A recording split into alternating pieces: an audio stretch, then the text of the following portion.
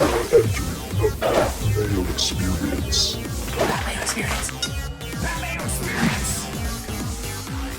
Mayo Experience. Experience.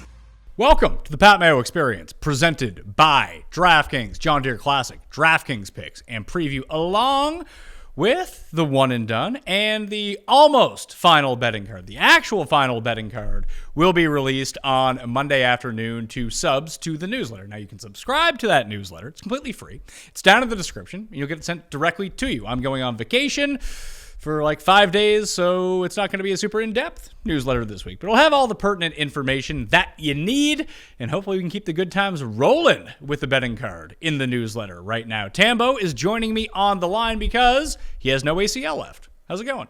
Yeah, it's not that bad. Let's hope for the best here, Pat. We don't want to say torn ACL, but it's good to be here with you still. Excited. You got a little vacation coming up. We got a Ricky Fowler W in the mix, so that was nice, and lots to talk about for this week for the John Deere Classic. Well, I went over my bets, and nothing has really changed for me from the Monday show that I did with Jeff, and you just asked me beforehand if I had Taryn at 100-1, and I do have Taryn at 100-1. Who else ended up making your very early betting card?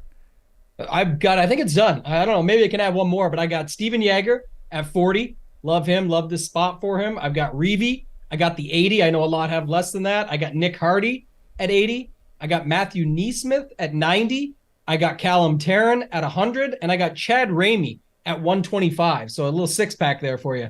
All right. I only ended up going with Shank at the very top, and I'm still kind of wishy-washy. That's why we're recording this a day earlier than we normally do, because I'm going away, and this is what we do every 4 weeks or so when I go on a vacation that starts on a Tuesday.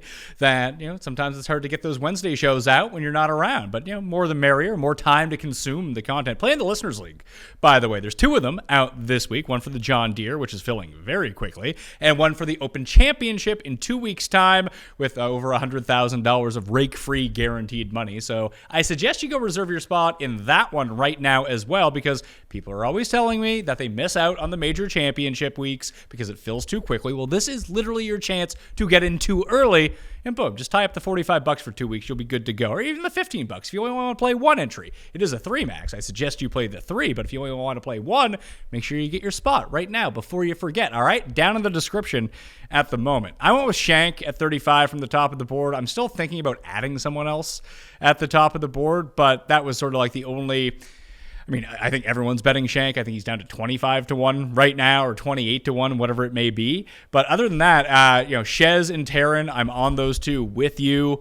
I have at 80 and 100 because we both bet them early. Other than that, it's like Dylon Wu and Michael Kim, both at 90 with the top 5. And instead of Chad Ramey, I went with Crazy Carl Yuan at 150-1. I like him in scoring fests. Yeah, he almost came through for you there last week. He definitely came through as a DraftKings value. I know you liked him quite a bit going into last week, and I saw your little slip up there you posted on Twitter of this lineup instead of that lineup, and I think he was in the better one, correct? He was in both of them. Oh, that's what it was. There was somebody that, what was the miss then? There was 2 lineups, and one was much stronger than the other, I think, or one didn't have the miscut. Yeah, well, I had the core 4 built all around it. It was Ricky, Aberg, Smalley, and Carl Wan, those 4. So then you just had to figure out the 2 V2s in between. And the better lineup had Aaron Rye and Taylor Moore in it. And the one that I played as my high stakes team was JJ Spawn and Austin Eckroat. Yeah. Hard choices there. Eckroat, did you have the $100? I know everyone was talking all week about if I had just played Hadwin over Eckroat. It's funny how easy that gets when the results get on screen and we see what's happening over the weekend. Yeah, well, I think we talked about that last week. We're trying to find who the pivot guy was in that area. I did play some Hadwin. I definitely did not have enough, and I think that you ended up going with Tom Hoagie.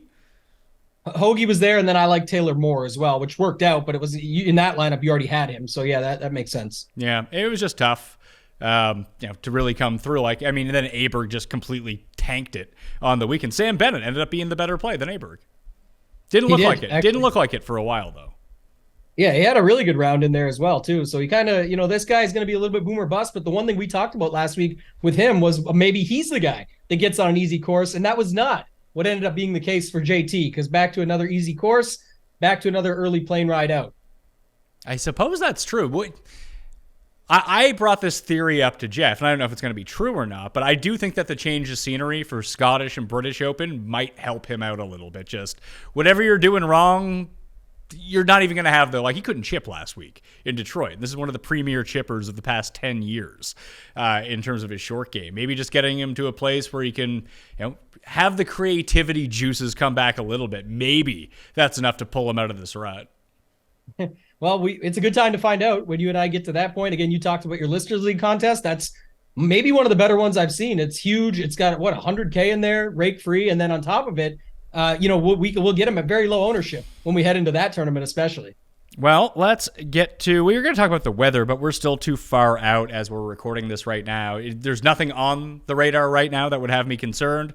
Ask me in 2 days' time when I check into the radar, it can be completely different. So I'll have those updates for sure in the newsletter when it comes out with a link to the weather tower that we're going to use to see if there's any splits that are going to be available. In terms of the one and done, we should have just took Ricky. We know that everyone did take Ricky. I used him in one of my one and dones. He was 19% owned, which was actually a bit less than we thought he was going to be, but still by far and away the number one guy. We use Keegan at 3%. I like our process for what we're trying to do of trying to come back in this. But, this week, I think we have to avoid the super uber popular guys, but everyone is kind of on the board this week. Yeah, heard of the 7 deadly sins? We need the 7 deadly wins, Pat. There's 7 more events left, and I think we'll require the winner at all of them to move up this board. But who do you think this week then? Who do you have in mind? What's your options? What are we going with here? Well, we have everyone besides Denny available, and Denny's still available in 82% of one and done leagues in the race for the Mayo Cup. So I think that Denny, Henley, Hadwin, Shank, Jaeger, and Cole are probably going to be your most popular one and done picks. I would agree. I'm kind of happy we don't have Denny because he's one that I'm thinking of just being off of. Interesting topic. We'll talk about him a lot this week, I'm sure, so I'll save it. But I'm glad we don't have him for this scenario. I bet Jaeger. Obviously, I like him. John, I don't know how to say his last name. Caddy John Ratuz. Oh, Rat House. Yeah, Rat House. You've done shows with them before and all that. So last week, he put everyone on, if they didn't know already or have in their back pocket, that Ricky had Lashley's caddy now. Ricky's new caddy is Lashley's old caddy when Lashley won at the Rocket Mortgage Classic. And this week, he already came out and said how he was actually with Jaeger last year, and Jaeger was just missing the putts. That was it, really. And he said that was when he got onto his timing stuff. He started making them. Obviously, an incredible Sunday for him, this round 4 that he put together. I think it was 9 under, bogey free with a streak and an eagle and just everything to go with it. So he'll be popular, but again, when you've got Denny and Henley and guys like Shank and Cole, Jaeger would be one guy that I would put at the top. I guess I want to see where you're at on Eric Cole. And then the other guy that is obviously Shank. I just don't think we can play him. He's got to be popular, right, based on the betting market? Oh, 100%. I've bet on him. Basically, everyone I know has bet on Adam Shank this week. His odds have been crushed. And if there's ever a spot where you're going to use Adam Shank, it's going to be this week, where he comes in good form. Everyone's saying, he has the 2 runners up. So far this season, he's close to a win. And this is the spot where he's had the most success in his career with 2 top 6 finishes in his past 3 starts because he withdrew a year ago. But I have, it's definitely not an off the board choice, but I think I have the right choice for us, and we'll see. Okay. Just kind of roll the dice and see how it goes. You ready for this? I'm ready. If it's Crazy Carl, I'm not, but let's hear who you got. Cam Young. Yeah.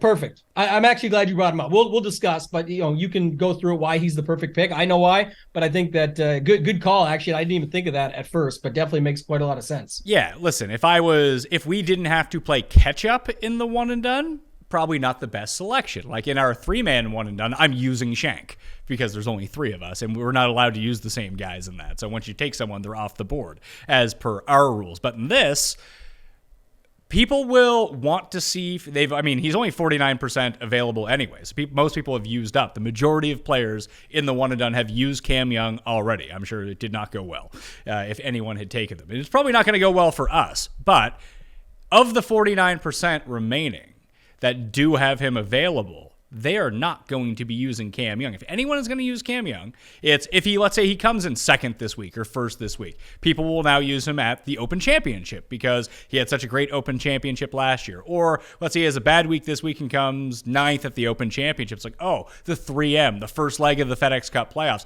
They will save him for a spot when his form is better. Now, he might come dead last this week because the dude can't make a putt to save his life. But objectively, talent-wise, he's probably the best player in this field.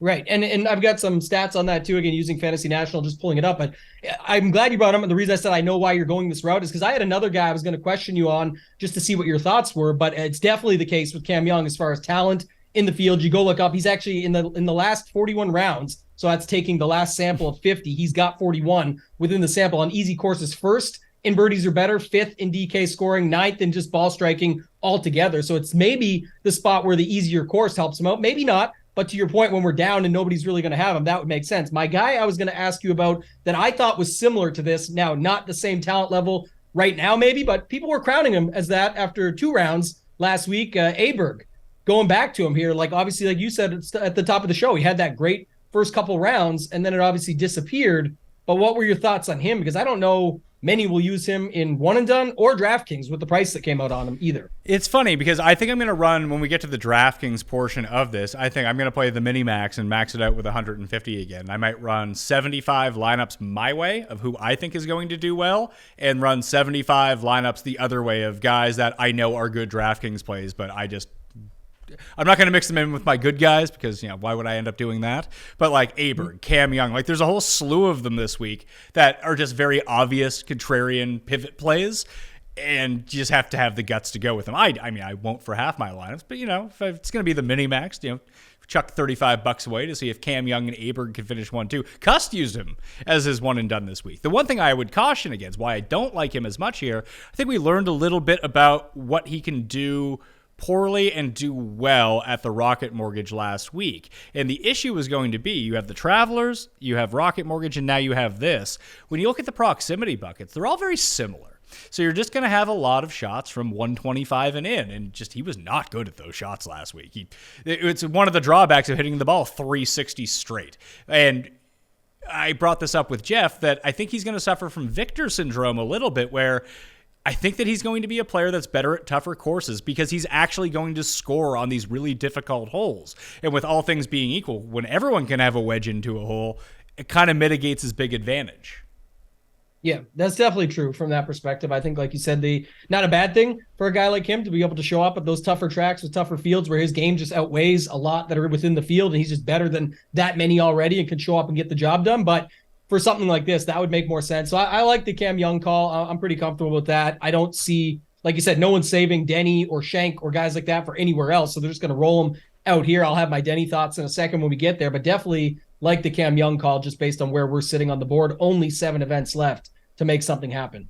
Easy stuff. So Cam Young is going to be our official play in the one and done. We're out of the money right now in 1634th place with only 1 win. Unfortunately, I had Ricky in my other team, so I boosted myself back up into the money with that one. That was nice. I mean, I guess that is what place did you get to? I got to 610th place. Okay. So it was a big jump. I have 2 wins in that one. I don't know who my other win was. I think it was Scheffler earlier on in the year, or it was Homa somewhere. I had Homa as a second place. What the hell was my other win?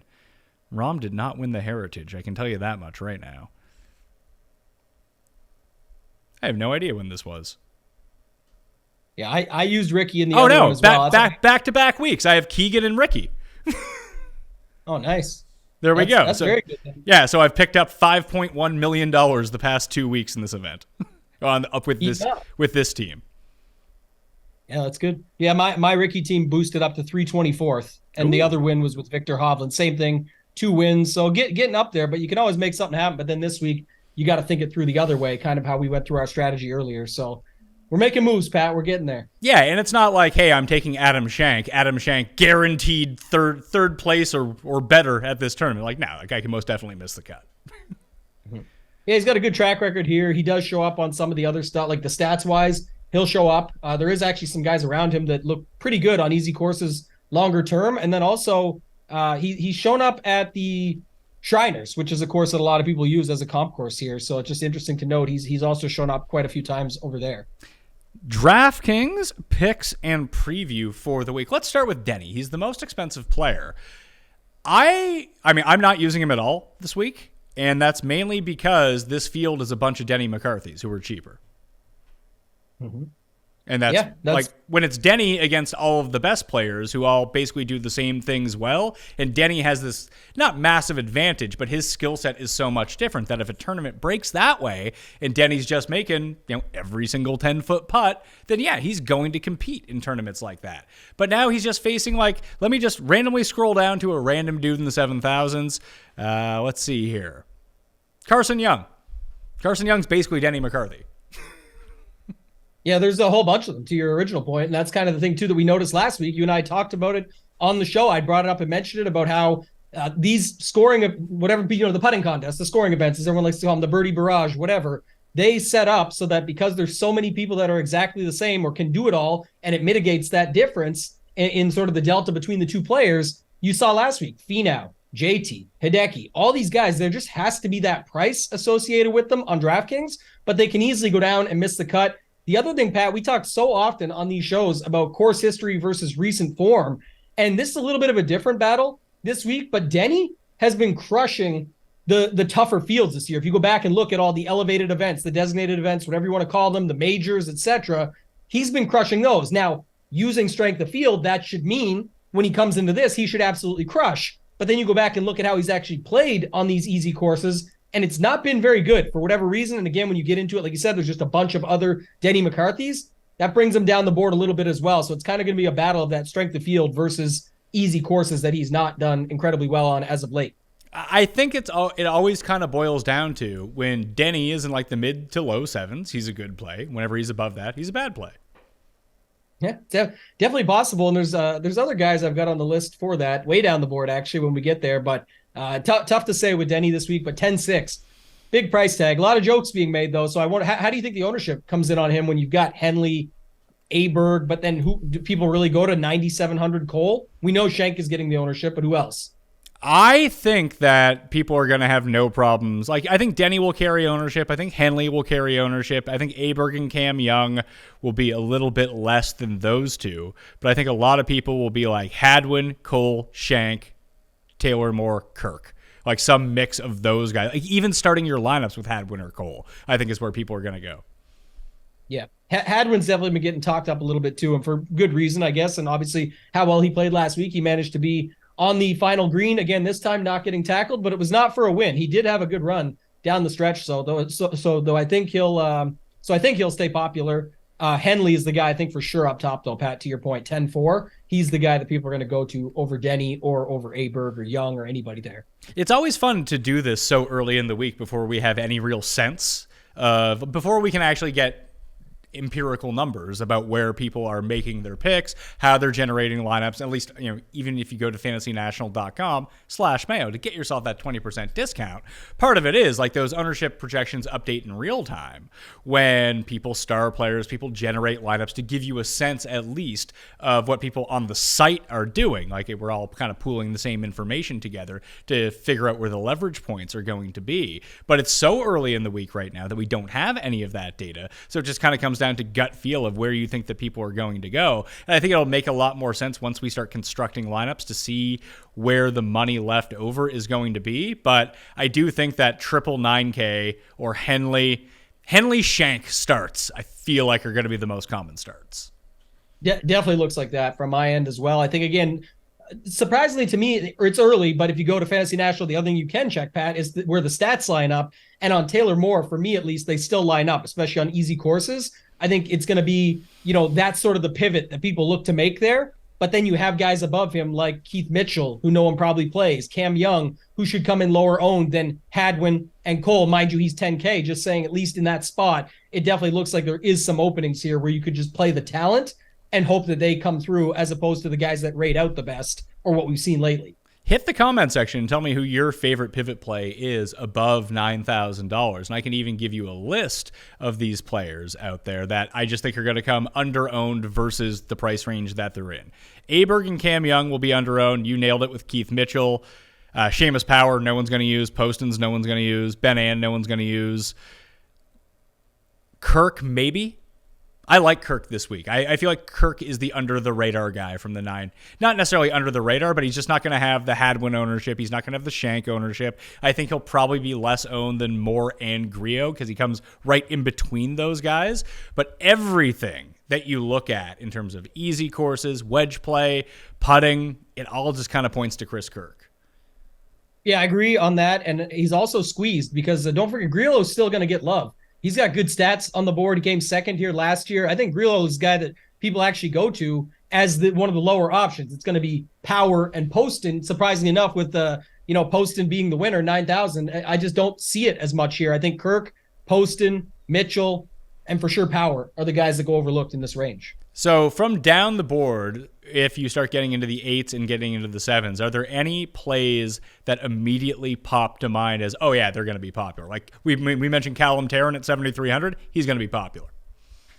Yeah, if we're just we'll go to the 7s, but in the 8s real quick, just Smalley and Jaeger for sure look like two that pop. And then where do you think the sentiment's going to be on Gim? Because Gim won the thing after 5 holes to start the week and then did not win the tournament in the end. So where do you think people go with Doug Gim here? I think that he'll be average popular. Like he's $100 less than Kuchar. Kuchar is currently trying to qualify for the Open Championship in England. So if he does qualify for that, then I doubt you'll see Matt Kuchar in this field. He'll be a late WD. The putting was pretty good at the Rocket Mortgage for Doug Gim, although we've now seen a slip in his approach 2 straight weeks, and that's where everything was boiling itself back up when he reeled off the 3 top 20s in a row. It's hard to make what to do with Gim. Like, I will be playing Doug Gim just like I played Doug Gim last week. Doug Gim's one of my favorite players, so I just inherently play him every single week. But I don't know, if I had to throw a guess on it right now, I'd say 13%. Yeah, and that's fair. I wondered too also because the Eckroat stuff where Eckroat was exactly 8,000, and so sometimes that stays in people's mind. We saw it with I think it was the Justin Rose, Russell Henley thing a couple weeks ago, where Henley got popular at a similar price. Now he came through at his price tag, but I know there was at least some people that were worried about it. It was mainly just from something that had happened the week before. The other guys here though, like Benny, Sepp Straka, those guys, I just don't see anybody going to them. So there's definitely leverage points in this range where you can go to those guys instead. I mean, mind you, they're maybe not the best plays, but just in general, they're the guys that I think you can definitely get some leverage on and will be lower owned. Oh, for sure. And I don't know. I mean, Taylor Montgomery is another one like that. Patrick Rogers, if you scroll through the app, is currently listed as out because he withdrew last week. But he is currently not out of this tournament. Maybe that changes and he continues to be injured. But he has a second place finish here. He came runner up to Bryson a few years back. Nick Taylor, no one's going there. So yeah, Gim would be the next sort of anchor point of ownership because I have no feel for what players are going to do with Bez. And I do think that when you're constructing lineups, that it's just difficult. It's so much easier to squeeze in a Jaeger and Smalley rather than conceding that you have to take a Bez or a Rogers or a Montgomery and hitting this range because it's easy to manipulate your team at the bottom end easier than it is. You'll feel so much better getting from Seb Straka to Alex Smalley in your mind, let's say, rather than being down in the mid 7s if that's your last guy in, or at 7,300. It's well, I can drop Adam Svensson to Sam Ryder, no big deal. That's not the cost difference between those two guys at the bottom doesn't feel the same as it does at the top. So I think people will just sheerly avoid a lot of these 8Ks. Yeah, I think that's the case. The only time I see it being, again, popular is when people switch off and say, okay, again, because last week, now they're thinking in their head, they just saw it. Maybe I'll leave Henley off this lineup and I don't care about Young, Aberg, or McCarthy. There's enough cases against them that, like you said earlier, 2 or 3 9K guys, I think you could see a Shank, Moore, and then pick one of Smalley, Jaeger. So I think those guys still fit into it. And then maybe you see a Shank with Smalley and Jaeger, just that whole balance build right there, and then skip over because there is options when we get to the low 7s and even in the upper 6s this week that I think people are going to be more than fine with. A quick note, actually, Pat, on that, because last week we talked about this, the 6K range. Again, a bunch of them got there if you go to the top of the leaderboard. This is the case, of course, history when we talk about it, all these other factors. But just to bring it up, a bunch of guys got up. I think it was 40 of the 98 or something made the cut. But again, as I said last week, and that's where I think some people get it confused or misconstrued of saying I thought no 6K guys were going to do good. Well, no, of course, 6K guys did good. There's 98 of them in the field. It was, were you picking those guys that got to the top and finding your way up there? How many people were on Lucas Glover week or taking a sprinkle of it to find his way up there? amongst others. That's where you have to be cognizant of this 6K range thing and why sometimes it's tough to go down there. There was lots of good lineups you could build last week still without touching the 6K range. Yeah, I mean, the one that I didn't end up getting on him, but Sky was touting, was Peter Quest. And like we briefly mentioned him at 6,100, we were like, yeah, there's no need to go down that low. Now, I guess if you use Custy Pete, you would have been fine. Like, I think I made my stands in the 6Ks last week, and I told you, Crazy Carl was the guy that I was using at 65, and he more than paid off at 65, but I got him right. Had I have got him wrong, I would have had I think I used him in 33% of my lineup, so 1/3 of my lineups would have been dead right away.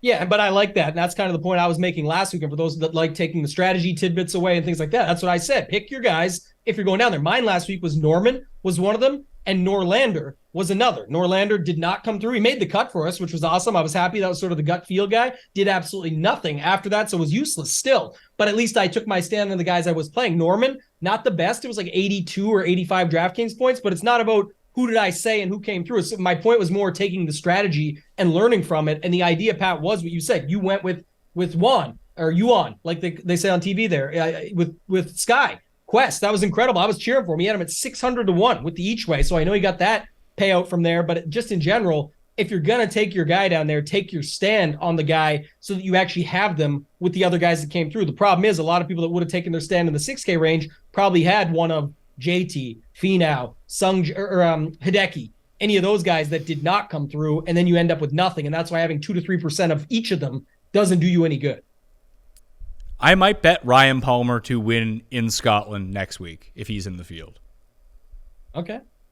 Like his I balls. don't know if I'd like him more there or here. That's what I was going to ask you. I actually like him more there. Actually, I've seen him play well because I just did a quick run on his stats from John Deere. Because right now, like his putter is abysmal. Like it's truly horrendous. He over his past 10 tournaments, he's losing 2 strokes per start on the greens. He's missed a cut in a bunch of those too. So that's only 2 rounds of data. In the past few, minus 3.6, minus 4.6, minus 2.7, minus 3.6. And these have been places where he had putted well in the past. He never really putt well at the John Deere Classic. Looking back the past few years, we got here, let's see here, John Deere. He came 18th last year, lost 1.6. 77th, 2.2. Lost 7.7 2 rounds. Before that, minus 5. So those are his past 4 starts at this tournament. And he's played in this tournament since 2004. Never finished better than T18, I guess, which would be in 2019. I like the Renaissance Club for him, and I do think a lot of the shittier putters in the field can get bailed out a little bit when we get over to England and you start putting on that fescue grass because it's just slow. Like just the big mistakes that you can make putting don't seem to be as large, especially at the Scottish Open course.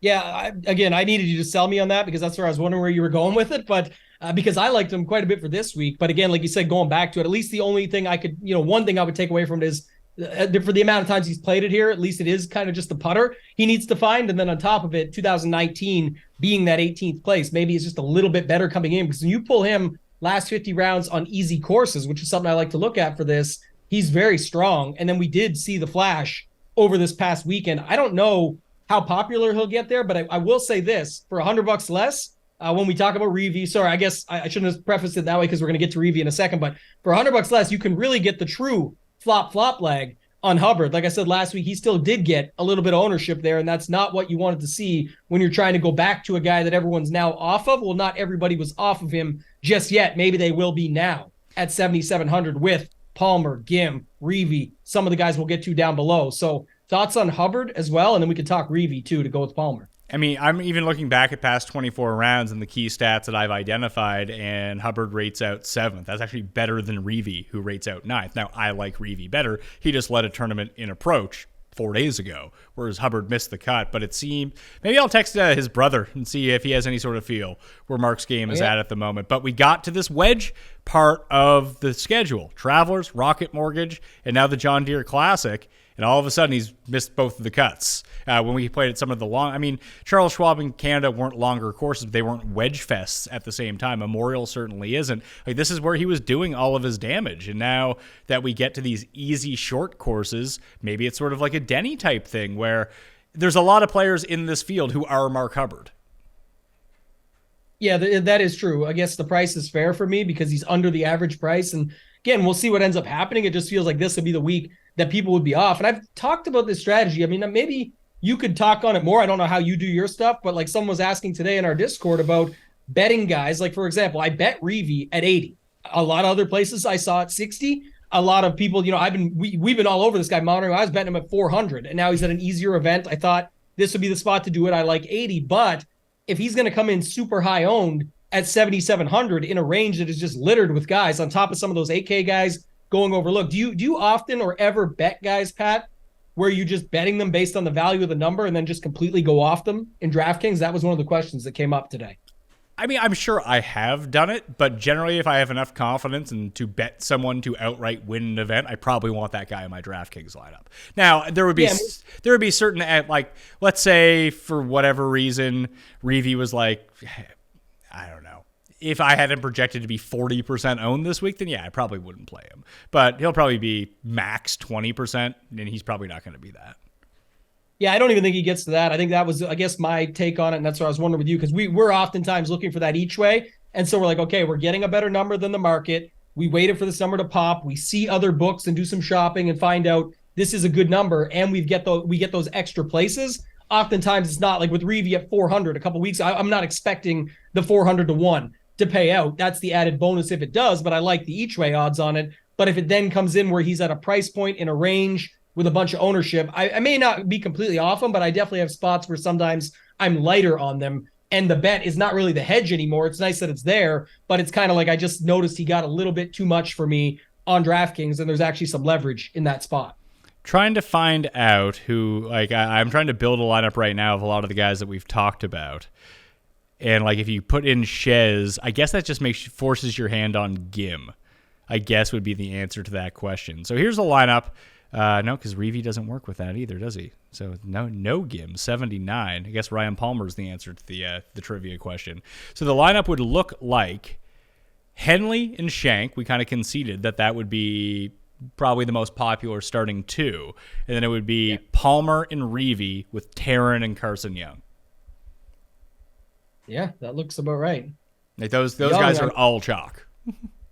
Oh, yeah, definitely. But Carson Young, 7,200 still. Taryn coming off that ball striking week. He made fun of himself on Twitter and said, well, I guess it can't get any worse with the putter, because somebody was looking for I think they asked Rick or somebody like that, Justin Ray or someone, like, what's the delta between that good of a ball striking week and that bad of a putting week? And he chimed in himself, since they tagged him, was like, well, can't get any worse than this, mate, or something like that. So he's trying to find his way back up the board. But that definitely looks like a pretty popular lineup, and it looks really good on paper. Mind you, there's changes that could be made to it where you get a little bit different. I think it starts with Henley and going to like another 9K or an 8K guy. I guess, what do you think? Shank with two 8K guys would be the way to do it? Get rid of Henley and a 7K guy? Well, you can get rid of Palmer and Reavy. So let's get rid of Palmer and Reavy and get Jagger in there. So now we have $6,800 left for our final spot. So, okay, do we see anyone right now at 7,000? Are there two guys at 7,000 that we think kind of leap off the page that are going to be super popular, or at 69 or 68? Because I don't see one that really sticks out. I assume you're playing your boy Grayson Sig. Yeah, that's who I was about to bring up. Light the Sig. Well, it wasn't too bad. So you can go back to Grayson Sig. But again, if someone's going there, your boy Davis Thompson was there. He showed up. You could go back to him there. You could go to him there. Like, I'm just trying to look at like the 72. Like, you could drop Taryn into Lucas Glover and save yourself $100. Batia's down there as well. Andrew Novak actually rates out pretty well. Justin Lower is at $7,000. Sig rates out really well. So if you go to Sig in that lineup, does Sig fit? No, we still need $100. We'd have to go from Taryn to Glover, who I expect Glover to be relatively popular. And then you can go to Sig, and that works. You go Henley, Shank, Jagger, Glover, Sig, Carson Young. When you look I don't hate it. I don't hate it either, but I mean, I don't love it at the same time. What I wanted to see was if we take out Henley. Do you like Smalley again this week is my question. It's funny because Jeff and I had that discussion. He rates out number one in the short-term numbers I was looking at. My issue with him is going to be can he make enough putts to win this tournament And I concluded that the answer to that is no, because he's never made that many putts in a tournament before. He's going to be in the Griot range, where he could come third, he could come second, so he might not be a bad play. And I was thinking of this more of, can he win this tournament as an outright bet? And I just don't think he can. I think if he's ever going to win a tournament, it's going to be like Griot, between -8 and -12. And this is not tournament. So then the swap would be is if you take Henley, who's in the 10K range, and put him down to Steven Yeager, and then you take off the original lineup, I should say, Pat, if you're importing and checking it, or anybody at home, but then you take out Reavie, who I said I think could get the most steam, that I like the betting number more than the DraftKings setup, is where you come in at, you end up with Taylor, you get Schenk, Taylor Moore, Steven Yeager, Ryan Palmer, Callum Tarrant, and Carson Young. And that's your lineup. 2 9K, an 8K, and 3 7Ks. And realistically, if you don't think that the 10K guys this week are markedly better than the 9K guys, or even if Steven Yeager was the highest priced guy in this tournament, do you think people would still play him? Because I think that they would. Yes, I do. So yes, Denny McCarthy is still getting ownership because you can get to him very easily. Oh, 100%. But I'm just saying that if you swapped McCarthy and Yeager in terms of pricing, you'd be like, well, that's stupid. And even did it in terms of the odds. Like, it wouldn't seem out of place. Now, I understand that Denny is the betting favorite, and he probably should be the betting favorite this week coming in, based on the way that he's played, the popularity that he's picked up, especially in terms of the betting market. But if you just opened it up and all of a sudden you saw, hey, first glance, like Denny McCarthy was 35-1 to win this tournament, you'd be like, hey, that's probably a good bet at 35-1. But you wouldn't be shocked he was 35-1 and not 14-1. Right. Yeah, even me as a Yeager fan, I love the guy. 40-1 is not like I loved the number. I'm just betting it because I think people were betting him at like 50 or 55 in a stronger field just a couple weeks ago, and now he's at 40 in this field and played really well on Sunday. That's why I'm betting it, 40-1. Yeah, but you saw the 41, but let's say that number had opened at 20-1. You've been like, oh shit, I'm not betting that. It's 20-1, but yeah, I'm not shocked. Exactly. I'm not shocked it's 20-1. Yeah, exactly. That's exactly what would happen. Yeah. So I feel like once you get down to, I probably would say Yeager. I mean, you could make the case somewhat, I suppose, for Smalley. I guess Smalley's in that range too. So from $8,800 and above, I think you could take all of those players, throw them into a pot with the exact same pricing, and pick them out in any order you want, and they're the same relative value. Like, the pricing doesn't matter from $8,800 and above. They're all the same guy. I think so. I think the only one that, people would make the case against that is Henley. And that's why he's going to be the most popular up there. And people are just going to say his run of form, his history at this course, his stats, he definitely looks like the guy to not overthink. But we just saw that work with Ricky. Will it work again with a guy like Russell Henley? I don't know. It's such a different caliber of player. Mm-hmm. That's the part that I think that people get sucked into. Like last week, there was 8 legit players in the field. Now, half of them bombed. So obviously, it doesn't make that big of a difference. But the talent level at the top end that we're dealing with here, to my point, just isn't the same. Like, yeah, maybe Henley, on paper, skill set wise, is the best play. That's why people will go to him. But he's still Russell fucking Henley. Yes.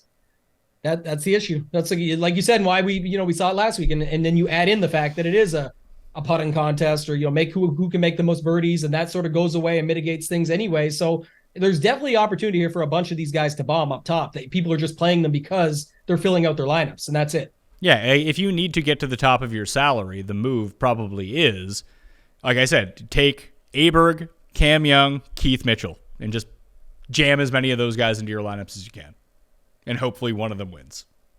What does like a Aberg Cam Young lineup look like? It's super easy to make. It's not. We can actually almost get there with the pieces we had. Yeah. Who do we have? With the Russell Henley, Adam Schenk, the last Adam, let's see, take out Henley and Schenk, and we can add in Aberg and Cam Young. We need to find $200 somewhere. It's from Steven Yeager. So actually what we could do is do this. Go to Shez from Yeager to 77. That gives us 900 back up to 78, which gives us Ryan Palmer. So we can build that lineup that has Aberg, Cam Young, Palmer, Reavie, Glover, Carson Young.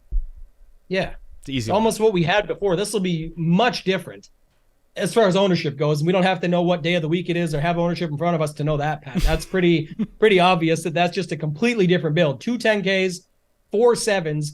The FOMO of just missing all those 9s, like we talked about, whether it's Hadwin, Cole, Shank, Moore, if people get to Grillo, any of those guys, and then no Jaeger, no Smalley, no anybody in this 8K range, no sixes.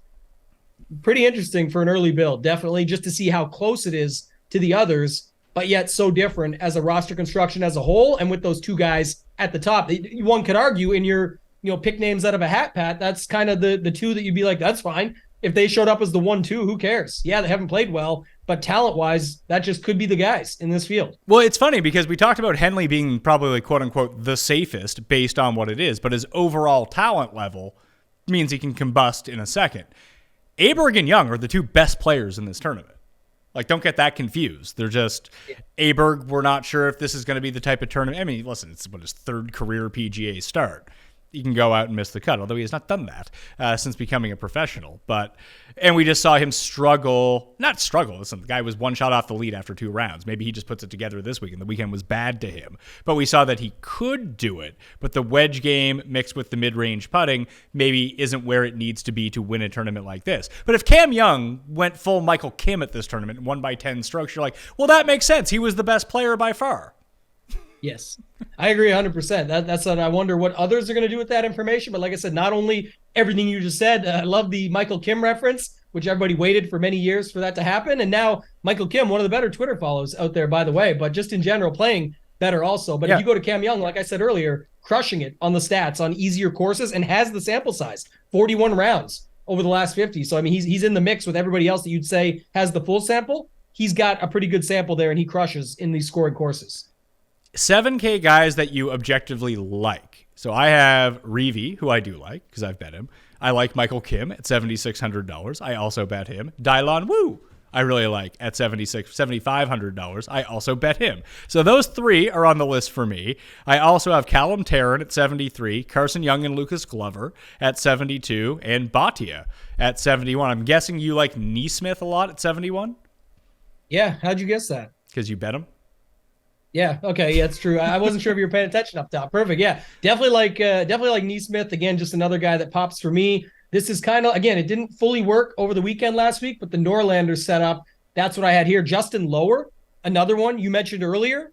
Bhatia, I'm with you, who you mentioned right now. And then another guy down low here that could be your pivot off of Taryn. Some probably play them together is Nick Hardy, the local. I'm not sure if you saw this one today, but Sia does the SG narrative every single week, and someone had Nick Hardy record a cameo talking about the SG narrative lineup with the 6 plays, and he's a local, said how much he loves the course. 3 for 3, made cuts here. Did not come through last week, but definitely like Nick Hardy. I'm always a fan, and at 7,300, I got no problem going to him here in this tournament. Done. Sold. Nick Hardy, baby. Let's go. Yeah, so $7,300 for Nick Hardy. Let's get him in there. Yeah, and then you just have I'd rather play Chesson Hadley than play Matthew Neesmith if it was me. We're starting to see the chipping and putting return for Hadley. The driving's been okay, and the wedges are still really good. The longer irons, not so much. But like Neesmith's been bad. Yeah, you need something to get right. This got to be the spot here, because before these missed cuts, really strong run, right? He was 23rd, 30th, 35th, 4th, like really, really solid. And then again, not showing up the best in the stats, but he's upper tier for me when you do take it back over the easy courses. So you just have to wonder if that's something where it can help him get right. But again, I'll pay to find out at 7,000 or whatever, 7,100, I guess he is right here. So lower was the other guy set at 7,000. Then the guy you mentioned for me earlier, Sig at 6,900. Don't hate him either. Yeah, Kevin Roy is going to pop up again. Sexy Roy. Didn't turn out well for people. How did it work out? I was just going to ask. I couldn't get to that one. Everyone kept bringing it up. But yeah, I believe he missed the cut on the number. Sounds about right. But he has talent. It was just more of the thing last week where it was like everyone, again, 98 guys down here, and he was declared the guy that everybody's mentioning. He didn't get the ownership like that, but just saying in general, it's really hard to figure it out. That's the whole point of that 6K conversation from earlier. So of the 6, what do you make of Brennan Todd? Because this is another one that I brought up during the research show, that somehow it has turned into, if Brennan Todd could putt, he'd be doing really well right now. Yeah. And nothing I see that stands out beyond that. Like, I was trying to just have a quick glance while you were bringing it up and talking through it. But again, for me, doesn't pop anything on these easy courses. If anything, he's actually putted okay at them. So again, if that comes through, I guess that'd be the argument you could make. But then even going back this past weekend, he pretty much lost on approach 3 of the 4 days and very heavily on Sunday. Actually, he lost almost 3 strokes on approach, and it wasn't the old, one hole went bad for Brendan Todd. It's a really joint effort across 18 holes. So can bounce back at any time, but not my favorite play, especially in the price point that he's at here. It just seems strange to me that if we're, and I mean, maybe you have a different take on this than I do, that I do think this is a wedge and putting competition just like the last 2 weeks. Yes, definitely possible. Again, it depends what you want too. Like I said, at 7,600, so many options in this range. Like again, I'm taking chances on boom bust guys, but the Hostlers, the Michael Kims, go back to people played Sargent last weekend, can go back to him. Maybe not the best setup for him because same reason you mentioned, like the Aberg setup, but just in general, Doug Gims at 8K, Ryan Palmer's right there, Hubbard, who we talked about, Brendan Todd, T56, he can beat it. It's not either way. It's not going to do it. So very, very unlikely I get there personally. Okay. I mean, Michael Kim's probably going to win, so you should probably play that guy. I'm in on him. As I said, I'd rather the boom bust of, even though he's actually been more boom than bust lately, had the one missed cut in there, but 38th, 43rd, 6th, 7th, obviously one here. Like I feel better about someone like him than going to a guy like Brendan Todd and just taking the safety play. From the 125 to 150 proximity bucket, where the plurality of approach shots are going to come from this week, especially on the very, very short par 4s, and probably even the longer par 5 if people get to this range. Obviously, this is going to be different for all the players. But at Detroit, the players that gain the most strokes in that bucket against the field, that are in the field this week, Chesson Hadley, Grayson Sigg, Lucas Glover. Davis Riley's not playing this week, right? I don't believe so. No, I think last week he was out and then he's out. Yeah, he's out. And then crazy Carl Wan.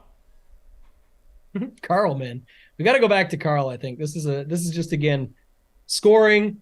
I didn't look at his final DraftKings points, Pat, but wherever he finished, definitely still came through on the scoring end of it, even with a little bit of a rough Sunday, I believe. Right, 14th was his placement overall, but he scored very well. So, you know what? I don't know because he barely scored at all on Sunday. Like I think he just had one. Sunday might have hurt him. I was just going to say that. That's the only thing. But listen, he was a 0.3% owned guy at $6,500. Whatever he did, like he could have been in. If you had made 5 other good picks with that, like pricing discount that you got, if he allowed you to jam in Hadwin, Morikawa, and Fowler, which was kind of the point of using someone like that you could just relieve yourself to get to the very top of the board. You just had to pick the right guys to go along with him. I was not able to do that, but he two Eagles on the week as well too, so that helped. Yeah, he could have easily been in. He probably wouldn't have been in the optimal because Peter Quest ended up coming in a tie for 4th and Glover was up there as well. But in realistic lineups that people could have built, if you just had Carl Wan in every lineup, you could have got yourself to the top of the board. Yeah, and there's one more guy on that list you just mentioned. You said Glover, you said Yuan. Who's the other guy you said that was cheap this week? Hadley? Sig? Hadley, yeah. You mentioned him earlier too, and I just was pulling him back up. So I got to make a note on him because I do think, like you said, it is pretty interesting. He's just sort of finding it again a little bit these last couple, and then here obviously 10th, 34th, and 25th in 3 of his last 4. So don't hate that call, and I can't see anyone getting there at 7,100. I like my guy Neesmith, and even Bhatia too. So that's a tough range to make the choice. And you mentioned Novak earlier, Lipsky, Zach Johnson, and history. Can you go back to that? Like there's just a lot of guys in this 7,100 price alone. To look at it, it's funny because I said a plurality of the bucket of approach shots are going to come from 125 to 150 this week. However, a majority of approach shots this week come from 75 yards to 150, which is a big outlier on the PGA Tour. And then you're going to have your like I think the plus 200 percentage is one of the lowest on the regular rotation. So if you look at Chesson Hadley, who lost strokes on approach last week, gained 75 to 100, 100 to 125, 125 to 150, and was best in the field from 125 to 150. He was one of the worst in the field from beyond 200 yards. That's why. And guys when Dylan Wu is making an albatross and pin seeking from 248 out, along with Morikawa and all the top of the rest of the board, then yes, your relative strokes gained on approach is going to be really bad if you're not hitting those well, or even if you have like one really brutal shot. But the fact that he was able to get into that range with the wedges and just be money from 150 and in really bodes well for him this week, I think, as a DraftKings play. Like, I'm not picking the guy to win. Yeah, and it does show up again, even in the same stats that I've been comparing everything off on Fantasy National. Looking at it here, top 50-ish in the birdies are better DraftKings scoring, top 10 in putting on the easy courses, and top 20 in bogey avoidance. So he's still finding his way around, and it's just taking advantage of those scoring opportunities, which he's done a pretty good job of. So at 7,100, not bad. Akshay Bhatia, the guy you already talked about, he actually pops the most of all the $7,100. Of course, but I don't think I was trying to figure out what is it with Bhatia that when can, because I bet him every week. He's a FOMO bet for me because I really love the guy. But these are fast, average to fast greens. I feel like you need to get him on slow putting surfaces. I really do. They just take a look at where his best performances have come. They've come on like Velcro paspalum greens. Mm-hmm. Yeah, an interesting note when you do the deep dive, which is what it's nice to have with Fantasy National, you can go back and see a lot of these results are outside of the 2023 calendar year for him, right? You can separate it too. There's a nice tab where you can just take it down to like the last 6 months, and then you obviously have a much smaller sample that you're working with. But just in general, for 2023, it has not been incredible. Before that, though, a lot of really good scoring. So take that for what it's worth, but definitely something you want to keep in mind when using it and looking at that tool. Yeah, there's another element to this tournament, I think, that it's a great time just to go back to the guys that you've liked all year. Like Sam Ryder for me. I'm just going to play Sam Ryder. He's $7,000. Like, he might miss the cut. There's a lot of guys that are going to miss the cut this week. But if you've had a hunch about anyone all year, this is the type of field to go back to those guys in. Yeah, I think that's fine too. I mentioned earlier another guy that was in that range, David Lipsky. Played him all year. Might as well just do it. Sam Ryder, you mentioned. The one for me that I usually play and really played well last week actually too was Tyler Duncan. He actually got better round 1 to round 2 to round 3 and then just lost it completely in round 4. But he's priced at 6,400 this week. So he was the guy. That's Paul's guy. Paul was asking me about him before the shows today. We're aligned. I like that, man. Paul knows Tyler Duncan is the guy. Yeah, just go back and look at him. He's got some good stuff too coming in. So don't mind him. The Rocket Mortgage, he needed to find the putter, and that was about it. Or he would have been a lot higher up the board. But Corrales played really well, third there. Like just some of the easier courses he's shown up on. So I don't hate him at 6,400. All right, so I have 17 guys favorited right now. So I think I'm going to build my lineups with these 17 guys, build like 75 lineups with these 17 guys, and then completely rearrange what I'm doing at the top. Like in terms of salaries at the top, what do I have? Henley, Hadwin, Cole, Shank, and Kirk, and Smalley, and Jagger. So that's 18 guys, all starred right now, along with the guys that we talked about. And then I think I'm just going to flip it and take like the Aberg, Cam Young, Keith Mitchell, who was like Seb Straka would be another one. Just like keep the same lower end guys that I like who rate out well for me. Maybe I'll add 2 or 3 guys to this mix, and then just take out the top 6 guys and replace them with 6 other guys, and just make a whole 70 new lineups that way. Yeah, I like it personally because that's what I talk about oftentimes too. And I was hoping you weren't just making 2 completely separate pools. That's not how I would do it. And what you said was perfect there. What I like is what you said. Everyone that just pegs these guys up top as the nuts, we saw just last week that did not work out. Justin Thomas, Hideki, Tony Finau, all that. It's not just because of last week or for this week. It's all the time in these scenarios where if you take your stands down low, most don't, and I understand why. They say, oh, but I got to sprinkle all these guys in there. Well, if you feel really strongly about the guys you have down low, it's hard to say up top whether Henley and Hadwin is better than Cam Young and Denny McCarthy or whatever it might be, right? Like up 200, down 200, or whatever it would be. Henley, Young versus going up to McCarthy, down to Hadwin. Hard to say, but when you split it up the way you're doing, Pat, you can definitely get some more combinations, but you're taking your stands and your guys down low. You'll need more performances like Crazy Carl this week, and then it'll work out. Well, I mean, playing Crazy Carl again at $6,800. Bet on the guy to win. Perfect. Nothing Crazy Carl enjoys more than a birdie fest, hence his success on the Corn Ferry Tour. Yeah, I also love the Billy Madison references that you got to use because of that one. So that's perfect. Billy Madison popped up on TV yesterday as I was scrolling through the channels. My wife made me turn it off because the kids were in the room. Oh, so that's a must watch though if it does pop up. I will say that. That is completely true. I looked at I built like an alternative model this week that just had 75 to 150 proximity and then putting 5 to 15 feet to see if I could find the most value out of wedges and putting coming in. Austin Cook at $6,200 is like amazing in this somehow, and Sung Yil No and Hank Lebioda are the other 2. Okay, and then who are the guys that likes up top? Let's see. Adam Hadwin, Russell Henley, Chris Kirk. Chris Kirk. So that lineup leaves $1,100 on the table. It's okay. Is there anybody like another main value, like in the 7K range? Well, Sam Ryder's number 2 in this model. Chesson Hadley's number 1. So Ryder. Glover and Kazire are both top 10. And then you have like Aaron Badley, Brendan Todd, Michael Kim are also pretty amazing. Along with Ben Ann. Along with Steven Yeager. Kazire's 7,200 this week. Who was the guy right before Kazire, you said? Glover? Glover, yeah. Glover. 7,200 as well. Hadley at 71. Hadley's what we need. Okay, Hadley. Give me that guy. Okay, perfect. Just 1 second. I got it. All right. So, Henley, Hadwin, Kirk, Hadley, Ryder, Lebioda. And then you could make Lebioda cook if you really think he pops more than him and you want him. I mean, I don't feel good about either of them, to tell you the God's honest truth, but I'll do what the numbers tell me. That lineup's like not terrible. Who was the other? What's Cook even been up to, man? I'll give it to you in a second. I don't know. Cook been up to? Cook, I'm still up lifetime on Cook because I bet on him the week that he won. Five missed cuts. It looks like 4 or 5 missed cuts. Tough scene, but yeah, the lineup was Russell Henley. Then you get 2 9Ks. So it's a 10K with 2 9Ks in Hadwin and Kirk. And then it drops right down to the bottom with Hadley and Ryder at the low 7s and Hank Lebioda at 6,400. You can go to Cook if you want to leave $200.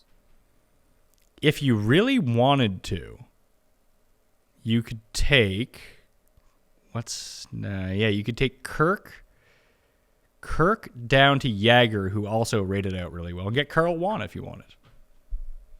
So Kirk goes to Yeager. And then how much is Wan again? He is 68. Oh, perfect. Yeah, you take Lebioda up to him. That definitely looks better. And it's actually interesting, Pat, because that goes really from a roster construction standpoint, where we said, look, people are already going to be starting Henley Shank. Well, you're not. You're starting Henley Hadwin. And then when they go Henley Shank, we looked at the build. They're likely to skip the 8K range. You're not. You're actually going to the top of the 8K range in Yeager. And then you still get Hadley, Ryder, and Wan. That's not bad. And if you wanted to, you could get Sig instead of Wan if you didn't want him. Or Marty Doe, who people seem to like this week. He bounced back. He had 2 good rounds actually over the weekend. Last weekend was really nice. So, interestingly enough, there is something to that. That should be like at shipitnation.com. That should be like one of the articles you guys do, because we were talking about it last week as it pertained to Morikawa. Like when you looked at the round he had to miss the cut, it was like, I wonder if he found something with this, and it kind of turned out he did. Yeah, that is true. He definitely did, and it popped up over the weekend. Just going back to the other thing is if you wanted to go with your Austin Cook play and take a shot on it, you could actually then keep Hadley, who your gut play liked, and then sub Ryder to either Glover Martin, or Kazire. Sorry, Glover or Kazire. Yeah, you said it. Glover or Kazire. That's pretty good too. Like I said, I just don't know. From that model. Like, I mean, this goes back to the Raza effect, Ben Raza, right? He's always talking about, like, you talk about building a stats model. Well, maybe this doesn't make sense to you, but if it hits, it really makes sense on the same category that you compared them all within.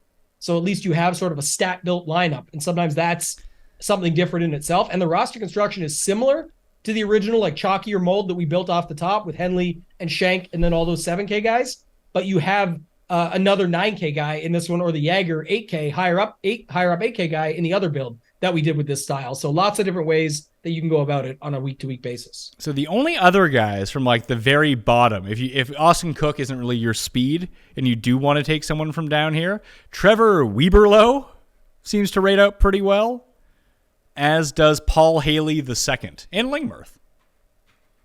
I thought you were going to say Trevor Cohn. Oh, we had a guy actually lose $22,500 on the round 3. We do those showdown shows on the Mayo Media Network. Guy in our Discord at Ship It Nation had a $32,500 sweat drop to 10K because of Trevor Cohn holing out for eagle on the 17th hole in round 3, which was just insane. He needed par, and he put it to like 27 yards and then holed out for eagle on Saturday. But another guy, real quick, I wanted to mention before we get off here, but Troy Merritt. You talked about guys finding something? Well, I looked at it too. I looked at it and I was like, oh my God, I don't know if I can do this. What's the problem? I know the course history won't line up, but I do think I know this is something that probably nobody ever said to you, Pat, but there is such a thing. The Troy Merritt flow chart. I'm not sure if you know it. You play him when he's at an easy course, Birdie Fest, and at a cheap price tag. That's the key. And he was absolutely dialed on approach all through rounds 1 through 4 this past weekend to finish 17th place. So 6,600. Don't hate going down to him at 6,600. 12, 13. He had missed 14 consecutive cuts in a row before last week. Yeah, and somebody else? Who are we saying that about on the leaderboard? There's somebody we were talking about that. Was it Glover? But either way, Glover had been horrible. 2 weeks ago. But Glover also switched his putter, as Rick pointed out, that he went to the arm putter, and all of a sudden he's putting now. But at the Travelers, Merritt missed the cut. Again, he missed 14 in a row. But he gained 5.4 strokes on approach in 2 rounds at TPC River Highlands. And I said that these 3 courses I do think correlate very well for approach stats. So that was in 2 rounds. Last week, he comes 17th. At the Rocket Mortgage, gained a little bit off the tee, which was nice, but gained over a stroke per round on approach. The big difference is he lost 7.5 strokes putting in 2 rounds at the Travelers. Only lost a 3/4 of a stroke per round on the greens at the Rocket Mortgage. How you said at this location, he's never really played all that well, but he has actually had some really nice putting performances, just not recently at the John Deere. How much is Merritt? Oh, God. 6,600. 6,600. Is it necessary? Is it necessary for you to drink your own urine? No. you know the saying, but you like it, and it's sterile. And it's sterile. That's the line. Yeah, dodgeball. But I do like this. If you go back to that lineup we just said, you can go Henley, Hadwin, your choice of Kazire, or, even better, alleviate the decision. Play Kazire and Glover with Jaeger and Merritt. And that's your build. Henley, Hadwin, Jaeger. You get both the $7,200 guys, so we don't have to choose a $7,100 guy. And you land on Troy Merritt at 6,600. There's the build. Okay, 1 second here. Let me take out Leviota. Let me put in Merritt. So the swaps we're making here are just incredible to start the week. And put up to Jaeger. Oh, I still have $300 left. Why is that? Oh, because I have Hadley and Ryder. That means I can take... Oh, you know what?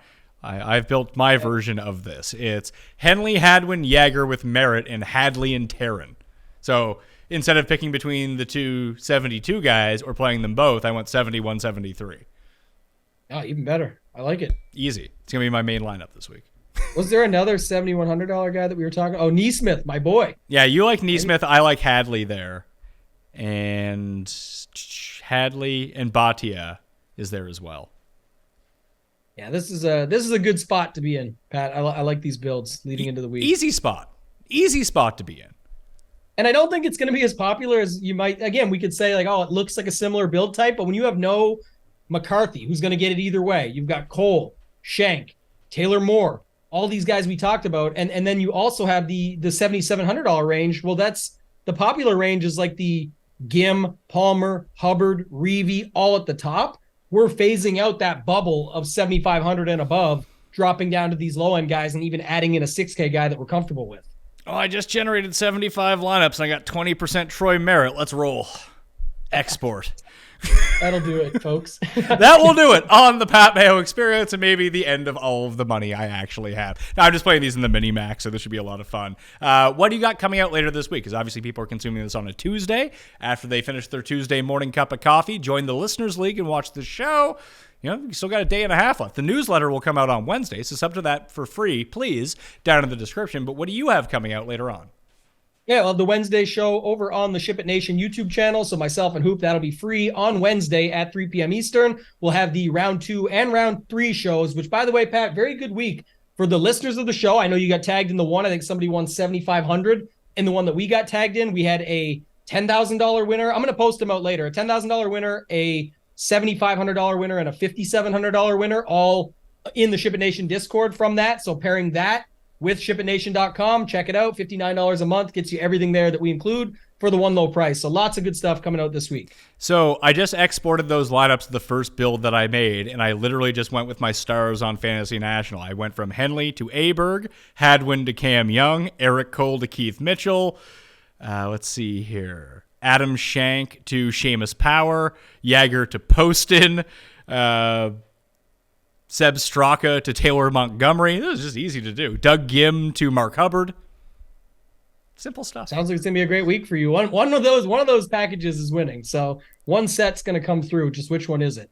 Yeah, well, it doesn't really matter then. This way I don't want to say I want to ensure myself at least 1 6 of 6 lineup, but I'm feeling pretty good about it. Yeah. Red pill, blue pill, you just took both. Yeah. So I'm eating both these pills. See what happens. One of them's got to be the winner. Oh, and this one is only making me play 15% of Troy Merritt. So it's, easy stuff.